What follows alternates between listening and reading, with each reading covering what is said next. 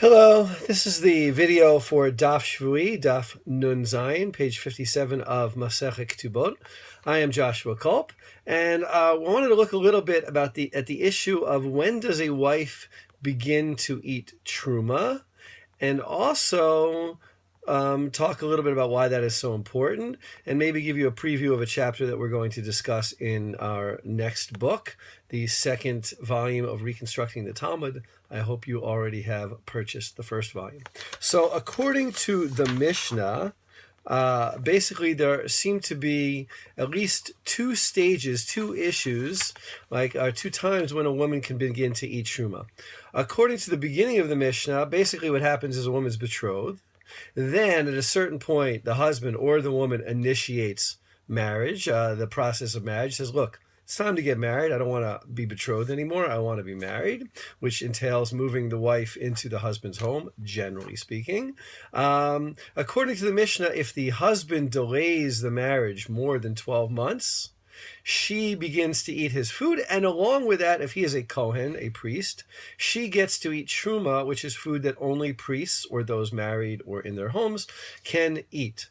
So according to that sort of first stage, it seems like after that 12 months period has elapsed, a woman has a right to eat truma.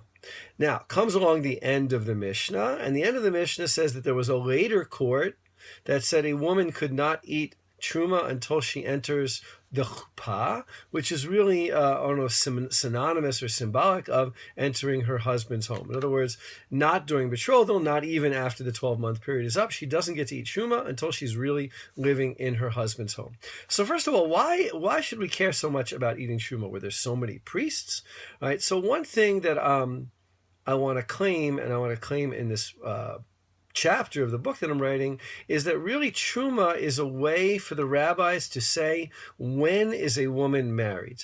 The rabbis, as we know, were very interested in classifications, right? In classifying what's the difference between the status of this person, what's the difference between the status of that person. They were very into sort of dividing up the borders and then dealing with these borderline cases. Now, the betrothed woman is a classic borderline case, which very much interests the rabbis. She's not a single woman because she's already been betrothed to a man, but neither is she married because she's not living in her husband's home. Again, it was a patriarchal system back then. So one of the ways for the rabbis to say she's not really married until she moves into her husband's home, i.e. at chuppah, is to say she doesn't get to eat truma until that point.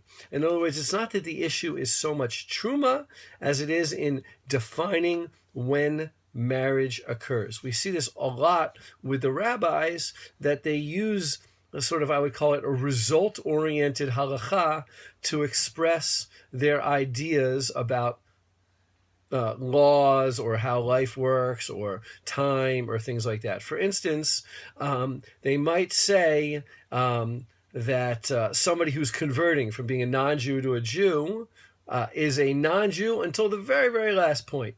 And they might say that even if something interrupts, very strange, wouldn't really happen, before that point occurs, that person is still not considered a Jew, and therefore all the laws that apply to a non-Jew apply to that person. In other words, they're dealing with something that is very much interested in a black and white definition. And since the betrothal is really a murky little bit of a definition, they use truma to say marriage hasn't happened until that point. Now, the other thing on the sugya itself, you'll notice that Ula and Rav Shmuel Bar Yehuda debate why it is they didn't allow a woman to eat truma until she moved into the chuppah.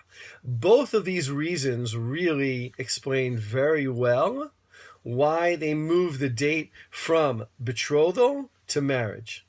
Okay, in other words, Ula and Rav Shmuel Bar Yehuda, originally these two Amoraim, were probably explaining why it was that theoretically a woman could eat at betrothal, but in reality she couldn't eat until chuppah, until she enters her husband's home. The problem with that entire sugya, that entire passage that makes it very difficult, is that the Gemara has used them to interpret why originally she could eat, why theoretically she could eat at betrothal, and they moved that time back until the 12 months had elapsed.